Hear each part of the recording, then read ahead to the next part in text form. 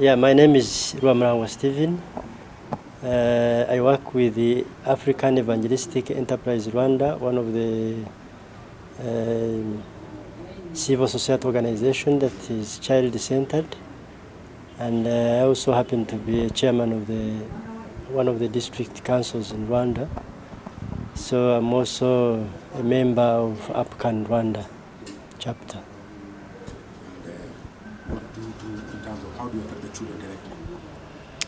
Well, the role of APCAN Rwanda is to mobilize other civil society organizations to do the advocacy, especially in the government organizations as the lead organizations for child protection, to enforce and make possible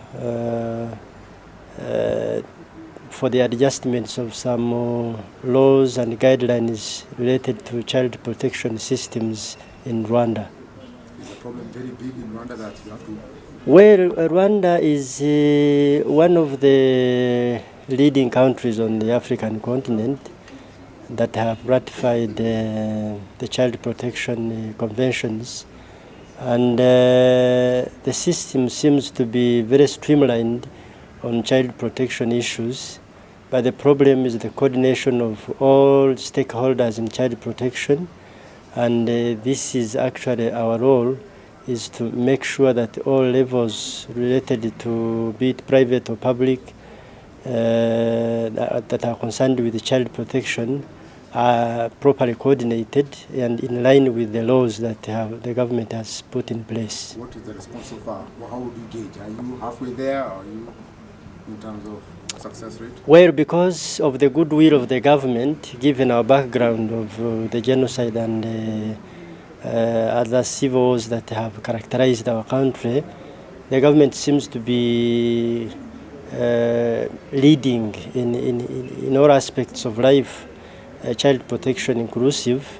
So our role actually is to activate and to implement what the government has put in place as guidelines, as laws, as policies. So I would say in Rwanda we are 3/4 on track. So the other quarter is just to put things right, things to do with the coordination, trying to use the platform that we have at the civil society organizations, and using also the homegrown solutions that are already in place. Yesterday you heard some people talking of an eye of the neighbor, an evening of the mothers. I mean, all those are initiatives or homegrown solutions to especially address the issues related to children, especially those that are most vulnerable. Just explain more, what is eye of a neighbor, just for the benefit of other people? Yeah, an eye of a neighbor is, most of the violence that is perpetrated against the children is family-based or community-based.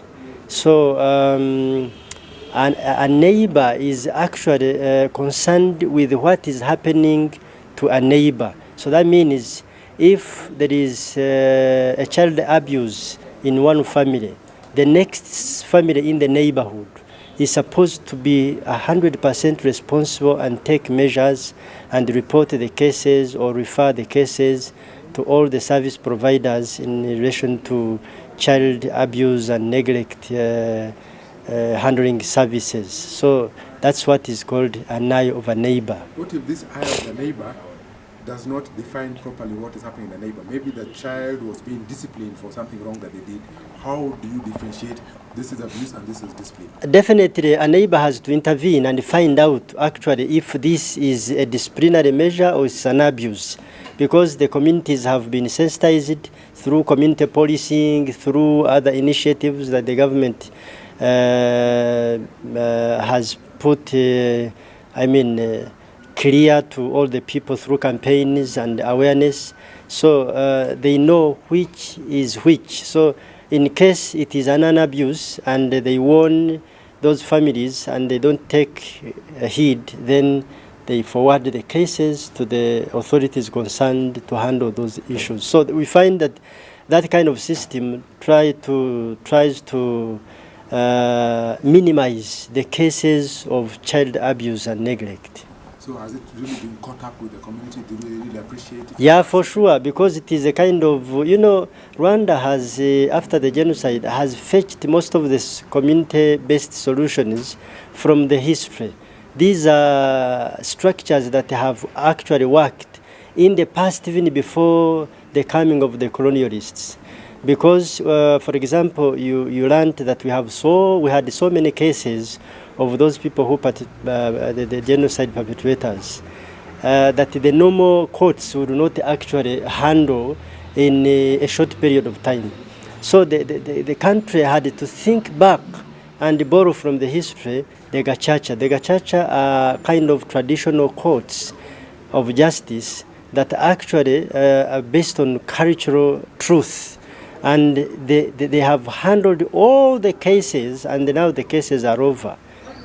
So the same practice actually, when you make the citizens very responsible of their own problems, they own it, they are self-motivated, then you make sure that this is going to run and get sustained within the system, because it is borrowing, fetching back from the history.